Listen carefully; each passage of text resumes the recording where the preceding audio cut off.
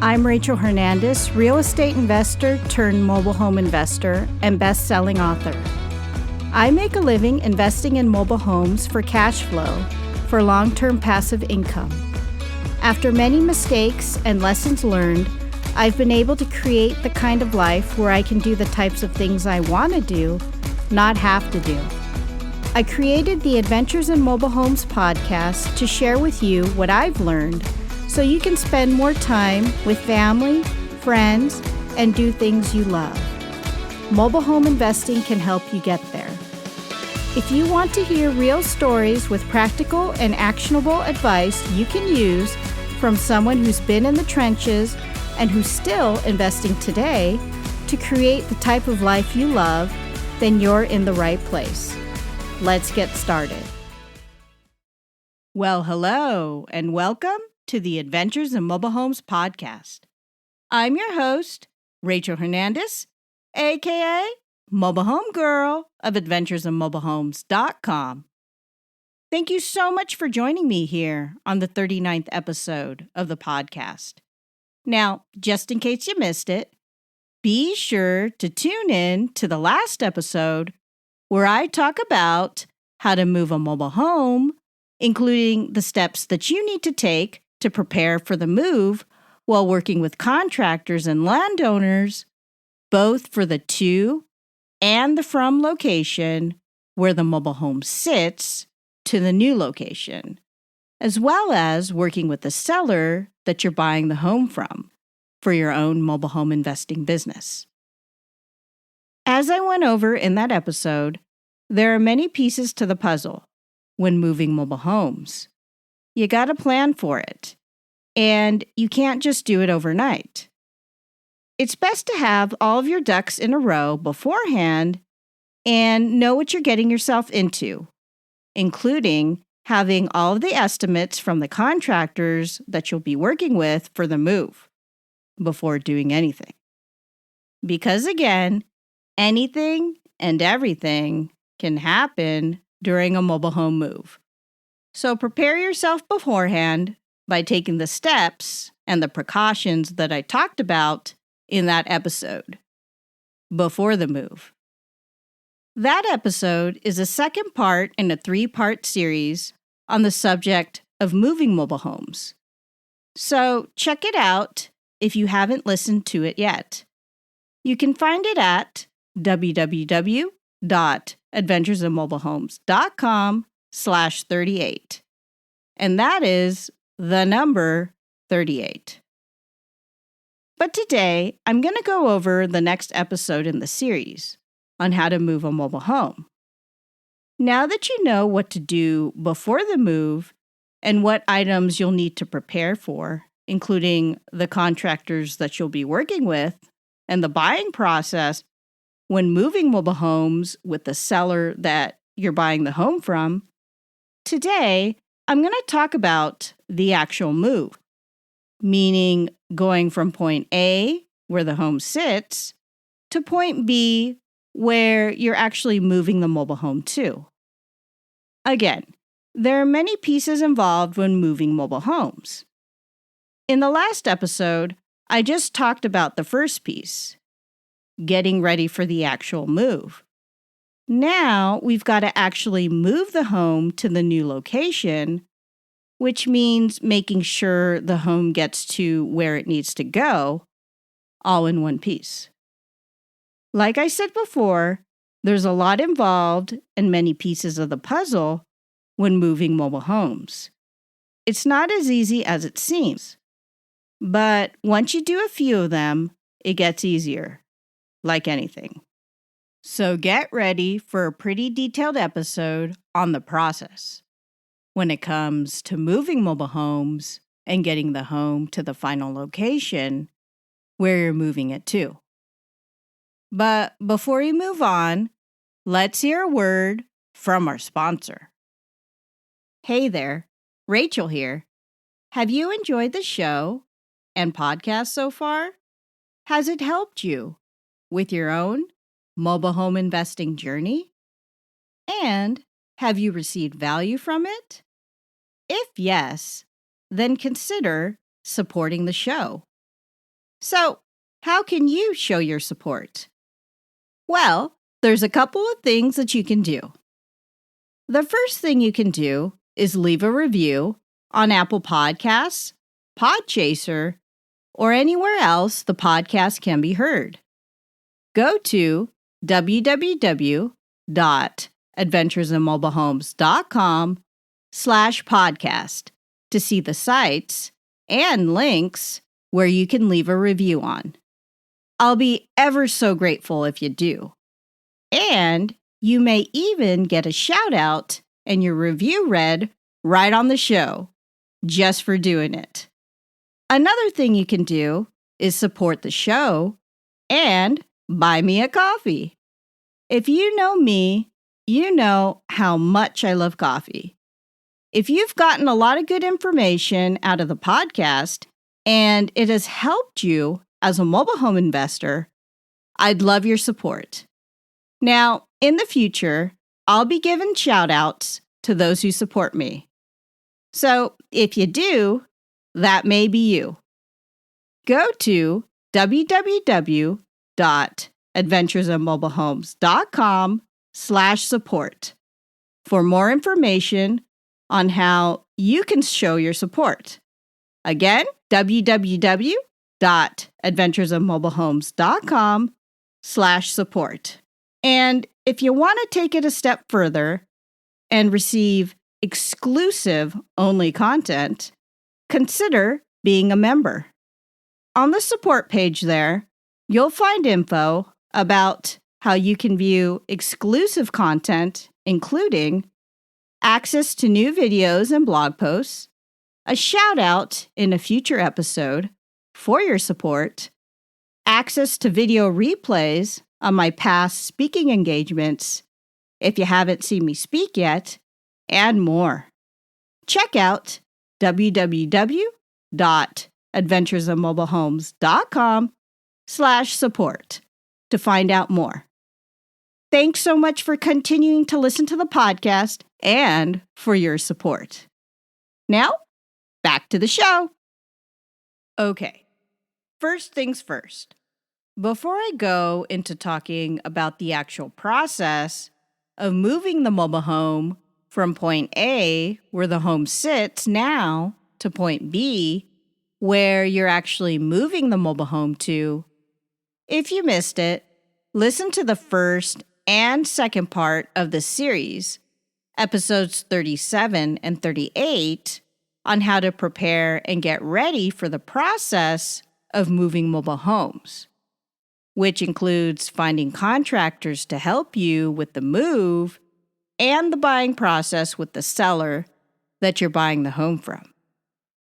It's very important that you listen to these episodes before hearing this one, as it's the first piece of the puzzle when moving mobile homes. Otherwise, you may get a bit lost, as there are many pieces of the process that I covered in those previous episodes, which I may touch upon in this one. So are you ready? Here goes.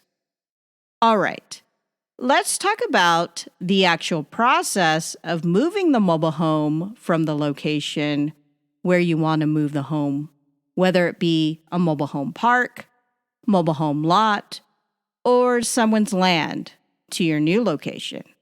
Again, the same options as before. Like I talked about in the last episode, you can't just call your contractors and expect them to move the mobile home and make it a smooth transition. It just doesn't work that way. Because, believe me, what can go wrong will go wrong, which is why I recommend that you oversee the move and actually go to the site on the day of the move and help coordinate it. Personally, I've done this several times for every single move that I've done. And let me tell you, yes, it's stressful because there are so many bits and pieces when moving these mobile homes. And yes, you can run into some bumps and hiccups. But it's more stressful if you're not there and your contractors are calling you, asking you what they should do. Believe me, it's not worth it. So be there physically at the job site on the day of the move. Once the mover does his thing, meaning removes the skirting and connects the hitch to the toe, and you've done everything I talked about in the last episode of this series, episode 38, then you'll be ready to move the mobile home.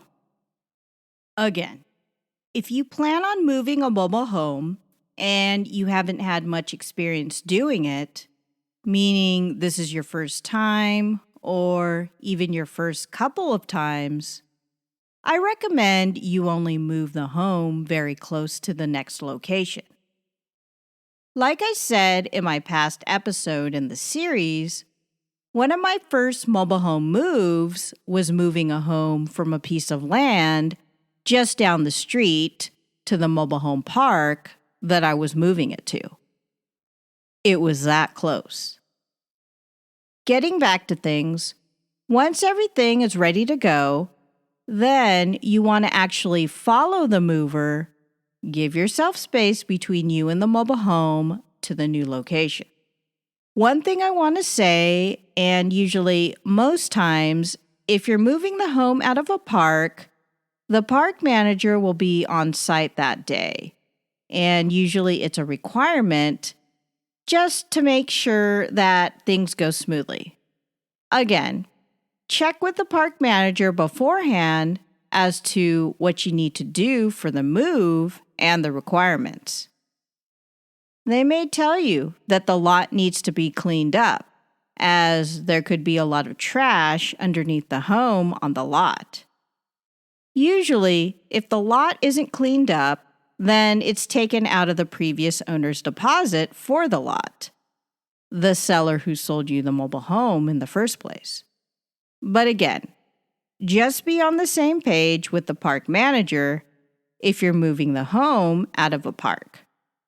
One thing I forgot to mention is that if you have a storage shed and you want to move it, then you'll have to negotiate with the mover, as that's an additional cost. A lot of times, the seller doesn't want to take their storage shed with them, as it's a large item, and it costs money to move it. So I get them too when buying mobile homes and moving them.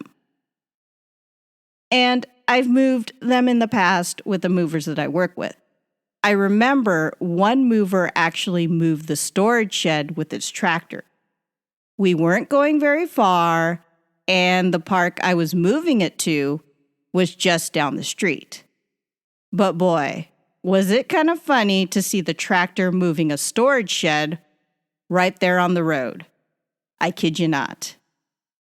And I still have footage somewhere. It was the craziest thing. If I can find it, I'll upload it to my support page, which I'll talk about more at the end of this episode. So follow the home and the storage shed, if you're moving one, to the location where you're moving the mobile home to.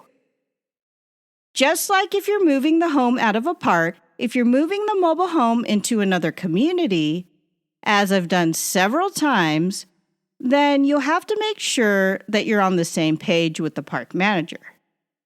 They may require it to be on a day that they're on site. So check this information beforehand, as you want to keep a good relationship, especially if it's with a park that you're doing business in, meaning you're moving homes into the park.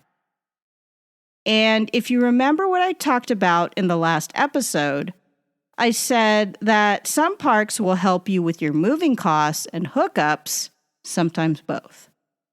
Be sure that you've spoken to the park manager ahead of time so you know how this works in terms of payment, as these contractors need to get paid too. In any case, usually the contractors that I use already work with the parks, which is why I get the corporate rate. So they're already familiar with working with them. And most times, the park is the one that pays them directly once the job is done. It's just a matter of them sending the park manager an invoice in order to get paid. So again, check with the park manager on how they handle paying contractors, if they've offered to help pay for moving costs and or hookups for the move.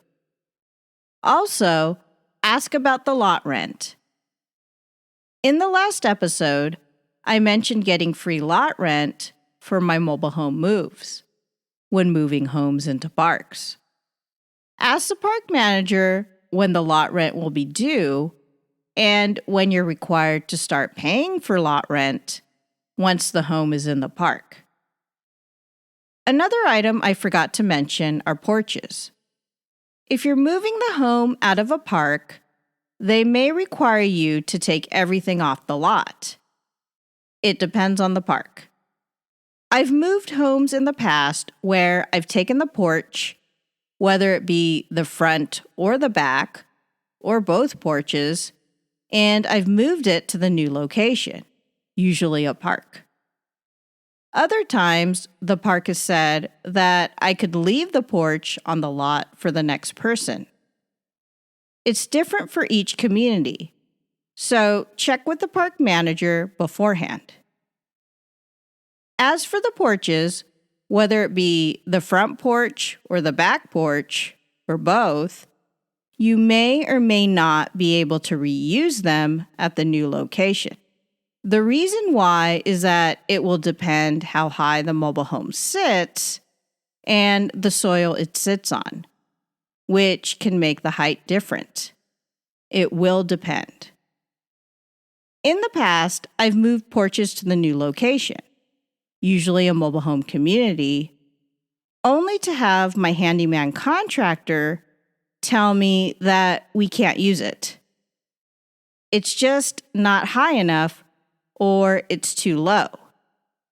So I've had to have porches built when moving mobile homes in these types of cases. And yes, this will be an added cost to move a porch with your mover, if you choose to have it moved.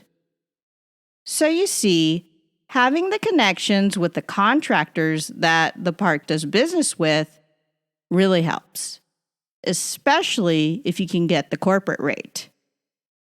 Getting back to things, if something happens during the move, meaning the home detaches or the storage shed falls off for some reason or another, don't panic. Let the mover do their job, and your job will be to coordinate that everything goes smoothly. If something were to happen, it's just a matter of taking pictures if there's any damage and calling up your insurance company to file a claim. Again, be sure you put trip insurance on the home for the move. I mentioned this in the last episode, episode 38, if you'd like to learn more. And I will say, I've moved mobile homes several times, and I've never had an issue. Everything has usually gone smoothly, and I've made sure that the home, storage shed, and the porches, if I chose to move any, gets to the new location. I think most of this has to do with just working with the right type of contractors, those who work with the park already and are familiar with the process. Because yes, I've heard horror stories from both homeowners and investors alike about mobile home moves going wrong. And it's not pretty. In fact, it can get pretty ugly. So be sure you use the right type of contractors in the first place. Take your time when it comes to hiring and get them lined up before the move. And just in case you missed it, be sure to check out episode 16 of the podcast, where I talk about finding and hiring contractors for your mobile home investing business. I'll link it up here in the show notes if you'd like to check it out. So let's get back to the move and what you do once the home is set in the new location. Again, whether it be another mobile home park, which is what I usually do when moving mobile homes, a mobile home lot, or a piece of land, whether it be your land or someone else's, where you have an arrangement for the home to sit there. Well, if you've got good communication with the park manager at the new location, then they'll be ready for you to come in. Usually, I talk to them just before we're about to move the home at the present location, just to make sure we're all on the same page. As the home comes in, the park manager or their staff will guide the home to the lot, which you should know where it is already. And then it's just a matter of installing the home on that lot, which means setting it and blocking it down.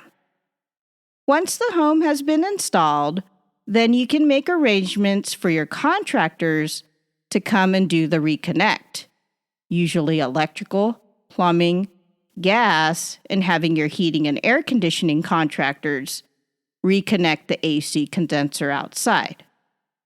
Again, if the home is too high or too low, depending on the soil type and the elevation, then you may or may not be able to reuse the old porches from the other home. Again, there have been times where I've had my mover take the porch only to find out by my handyman contractor that it can't be used at the new location due to the height of the home in the new location. So just be aware of that. After you get all of the hookups done and the home installed at the new location, then you can have the skirting put on. Again, whether you choose to reuse the skirting from the old location or use new skirting, which is what I usually do, is entirely up to you. But just like the porches, the skirting may not be able to be reused at the new location due to the height of the home, though this depends. Many times I just purchase new skirting for the new location when moving mobile homes to other parks. But that's just me. So there you have it. The third part of this series on how to move a mobile home. Again, if you're just starting out and have never done a mobile home deal before, it's best to focus on finding opportunities for buying these homes in parks and leaving them there. As you can see, there's a lot involved when moving mobile homes. It's not just about connecting the hitch to the tow and moving the home. There are a lot of pieces involved, and you have to make sure that these pieces are in place before the move. Otherwise, it's a recipe for disaster. Well, that wraps up the series on how to move a mobile home. I've had so many questions about it that I decided to address it. If you want to learn more, definitely check out my support page. There, I've updated it to add more videos of the behind the scenes of what I do and what happens in my own mobile home investing business. You can find the support page at www.adventuresofmobilehomes.com/support. Again, www.adventuresofmobilehomes.com/support. So, what did you think? Did this episode help you as a mobile home investor? I hope so. If you've enjoyed the show and find value with it, please consider supporting the show. I've really enjoyed this podcasting journey so far, and it's something that I've always wanted to do. I'll include a link here in the show notes on how you can support me if you'd like to check it out. For more information on this episode, check out the show notes where I link up some of the resources mentioned here. You can find it at www.adventuresofmobilehome.com/39. And that is the number 39. Again, www.adventuresofmobilehomes.com/39. And if you enjoyed this episode, please be sure to share it with family and friends. And be sure to follow me and subscribe. If you have some time, I'd love to hear your feedback through a short Apple Podcast or Podchaser review. Until next time, this is Rachel Hernandez, aka Mobile Home Girl of the Adventures of Mobile Homes podcast, signing off. Thanks for tuning in.